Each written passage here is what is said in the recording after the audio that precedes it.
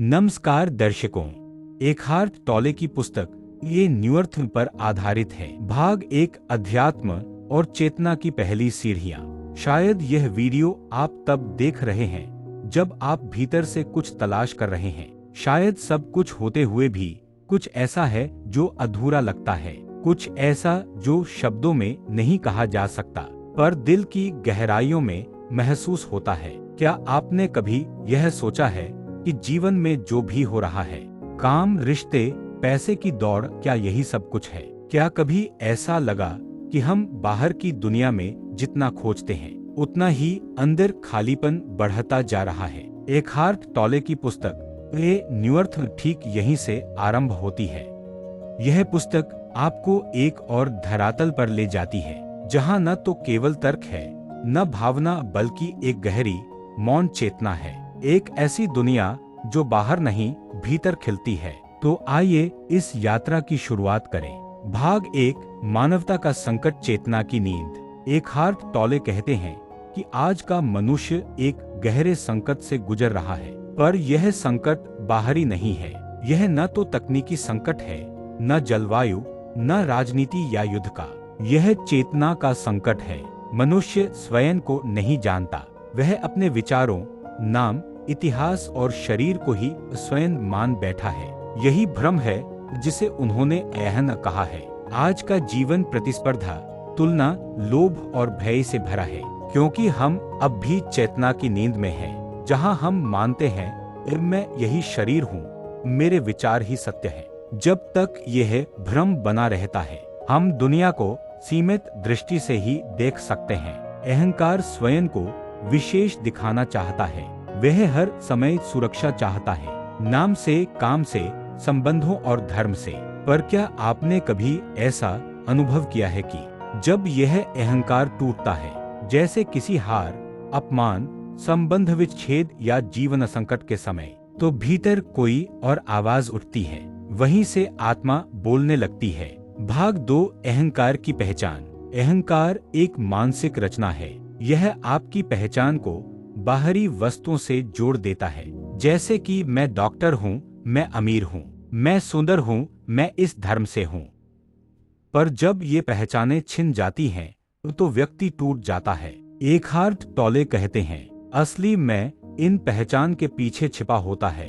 अहंकार को निरंतर प्रमाण चाहिए होता है कि मैं विशेष हूँ, मैं दूसरों से बेहतर हूँ, या मुझे कोई हानि न पहुँचे। परंतु इस संसार में कुछ भी स्थायी नहीं है।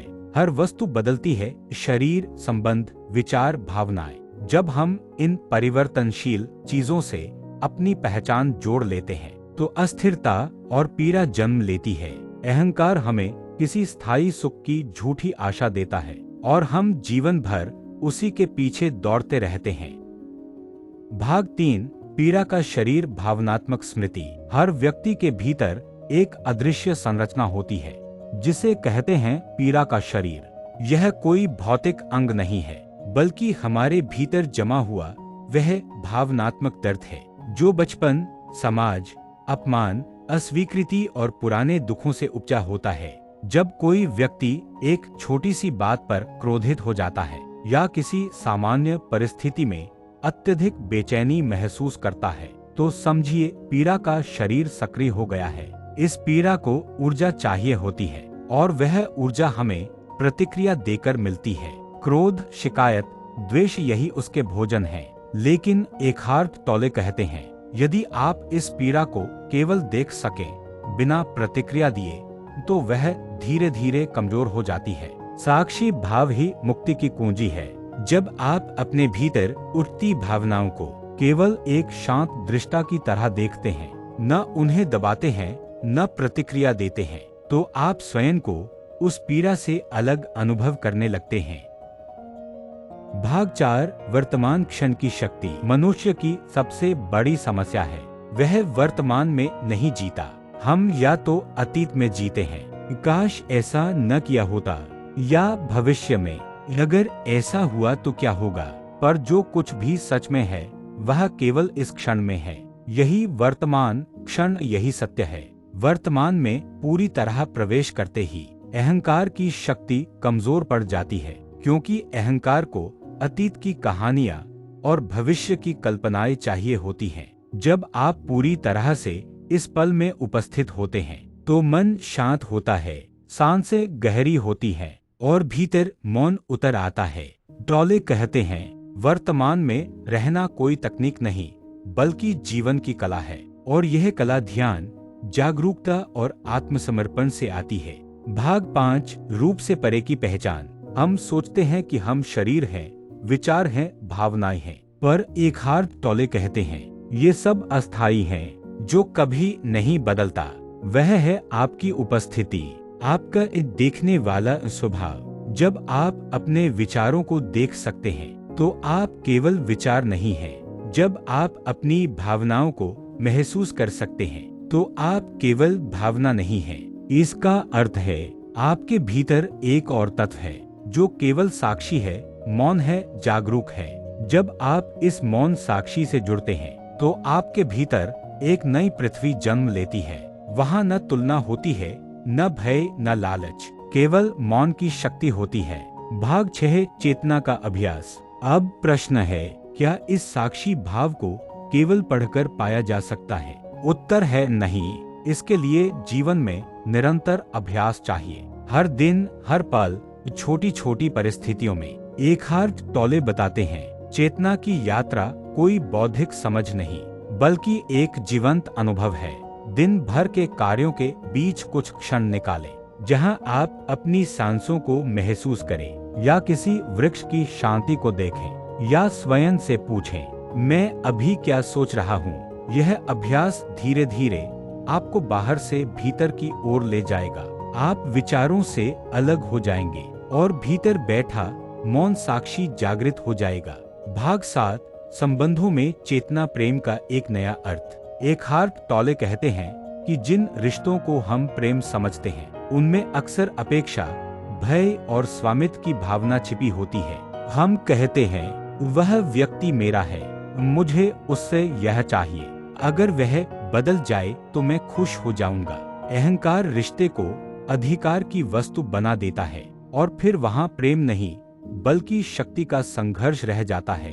एकहार्ट टॉले बताते हैं, सच्चा प्रेम तब जन्म लेता है जब आप किसी को वैसे ही स्वीकार करते हैं जैसा वह है, न कोई बदलाव की इच्छा, न कोई शर्त। ऐसे संबंधों में व्यक्ति दूसरे को एक स्वतंत्र आत्मा के रूप में देखता है और तब दोनों आत्माओं के बीच मौन का एक पुल बनता है। वही पुल सच्चे प्रेम का स्रोत बनता है।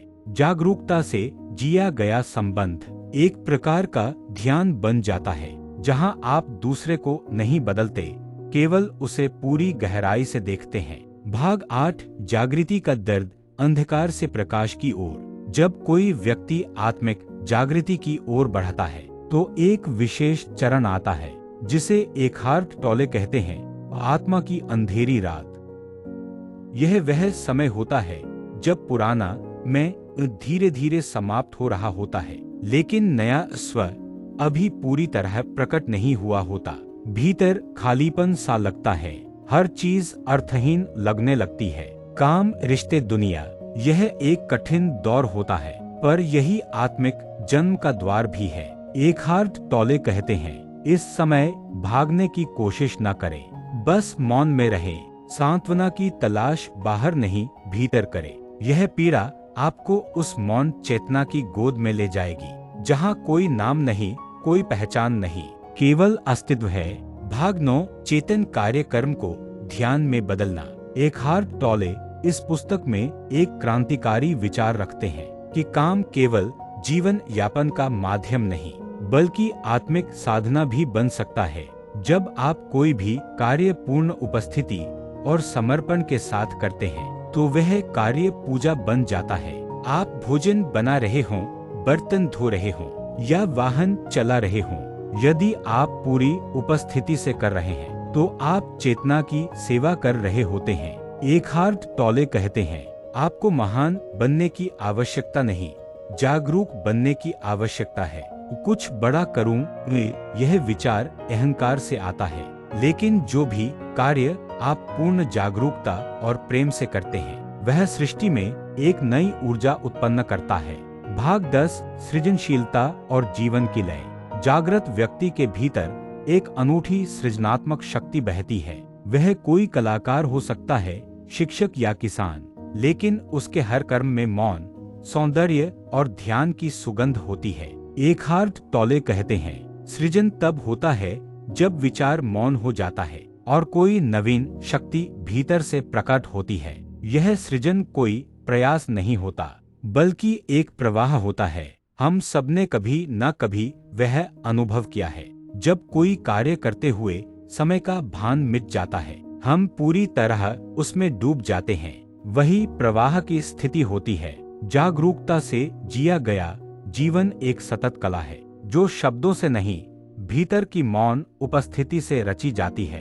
भाग 11 प्रकृति के साथ एकत्व। एकहार्ट टोले प्रकृति को हमारे अध्यात्म का सबसे सजीव और मौन गुरु मानते हैं। जब आप किसी वृक्ष को गहराई से देखते हैं, केवल उसकी आकृति नहीं, बल्कि उसकी मौन उपस्थिति को, तो आप अपने भीतर भी वही मौन अनुभव करते हैं। प्रकृति में कोई अहंकार नहीं होता। वह न तुलना करती है, न संघर्ष। एक फूल कभी यह नहीं कहता, मैं इस बगल वाले फूल से अधिक सुंदर हूँ। वह बस खिलता है। जब हम जंगल, नदियों, पशुओं या आकाश से जुड़ते हैं, तो हम स्वयं को उस मौन का हिस्सा अनुभव करते हैं। यही एकत्व नई पृथ्वी का मूल है। भाग 12 नई पृथ्वी की ओर चेतना का सामूहिक जागरण। एकहार्ट टोले कहते हैं, अब समय आ गया है कि मानवता सामूहिक रूप से एक नई चेतना में प्रवेश करे, जहां जीवन केवल भौतिक प्रगति न हो, बल्कि आत्मिक विकास हो। जहां सफलता केवल बाहरी न हो, बल्कि भीतर की शांति हो। जहां मनुष्य केवल करने में व्यस्त न हो, बल्कि होने में स्थिर हो। नई पृथ्वी का अर्थ है एक ऐसा संसार जहां लोग विचारों से नहीं, बल्कि चेतना से स्वयं को पहचानते हैं। जहां रिश्ते जागरूकता से जिए जाते हैं। जहां मनुष्य प्रकृति और समस्त जीवन से एकता अनुभव करता है। यह परिवर्तन धीरे धीरे होगा, एक एक व्यक्ति के भीतर चेतना जागने से। और जब यह चिंगारी सामूहिक रूप से फैलेगी, तो यह धरती सचमुच बदल जाएगी।